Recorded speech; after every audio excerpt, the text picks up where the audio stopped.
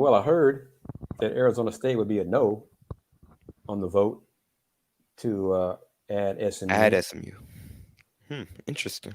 I'm not sure of the. I think there'd have to be three no votes, and I'm not sure there are three no votes to say no to SMU. I think Arizona State is so far the only one to leak out or be public about that as a no to join the conference. But I think previous early shows of Folks Talking Sports, we talked about the Pac-12 should have added Houston when they had the chance, and now they're going to possibly add SMU. The commissioner was at the game a few days ago, even though pictures were taken of him at the game, and there was no comment from him nor the conference office about the possibilities of SMU joining the Pac-12. Excuse me, but okay, San Diego State, SMU. Will, what do you? Does either of those move the needle for you going to the Pac-12? No. Does it make sense from a Pac-12 perspective to you?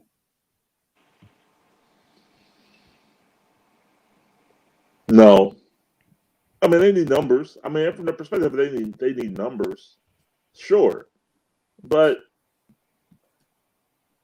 SMU hasn't moved the needle in almost 50 years since Eric Dickerson and Craig James and anything. So, no. I'm trying. I'm trying. How about you, Andy? Does it move the needle for you? No, absolutely not. Especially when you think about who's leaving UCLA and USC, and to add whether it be San Diego State, SMU, or if it's both of them, no, it doesn't move the needle. Especially when it comes to any. I don't know how you could be ESPN or Fox and see that move and think, oh, now that you have SMU, maybe we can add an extra few $1 million to TV contract. No, especially when you look at SMU and even in the Dallas market, they're not even number one in their own city. True, but I mean, honestly, neither is UH and Houston. For the most part, come the Longhorns, Aggies. Come October 21, it will be the number one market in the city. It'll be the number one team in the city. That's right. Yanez, and it's guaranteed the Cougs football team will beat the Longhorns on October 21st. He's not changing it. He guarantees it. Right? Going down now. He guarantees it. So we can talk about that as well as, the conference finally agreeing, the Big 12. But here we go. Andy Yanez. Guaranteed. It would be a reminder every time we start. Oh yeah, we're gonna ride this until October 21st. No question. It's over 8 months.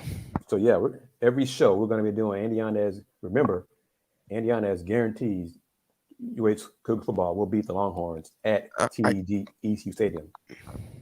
Guarantee. I don't care if they go 1-11. That'll be the one to win. But I did want to bring up this comment by Boom Boom D. He says UNL. Guarantee. All right, there we go. Twice. But there's an interesting point. Do you guys think that UNLV makes more sense than SMU? And of course, UNLV, the University of Las Vegas. From a regional standpoint, it certainly is. Of course, yeah, but money-wise, yeah, definitely. Money and what I'm trying to say, the Mustangs got older money. SMU has older money than UNLV. The Texas market, football-wise, is much better, fertile recruiting ground than Las Vegas.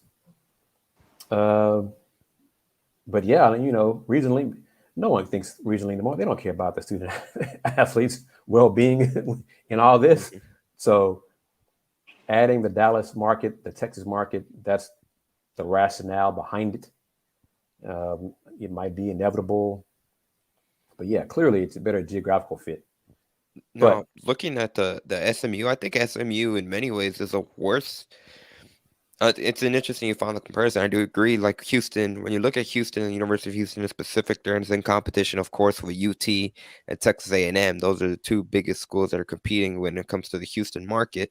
think when you look at Dallas, not only is UT and Texas A&M a factor in it as well, but you got to think about it too. I mean, Oklahoma's a factor too. Obviously, I think the big one when you look at it from the Big 12 standpoint, TCU is a factor there as well. So I think you could make the argument that there's much more competition in Dallas with kind of the piece of the pie for attention in specifically that Dallas market than you would say University of Houston has against just UT and A&M.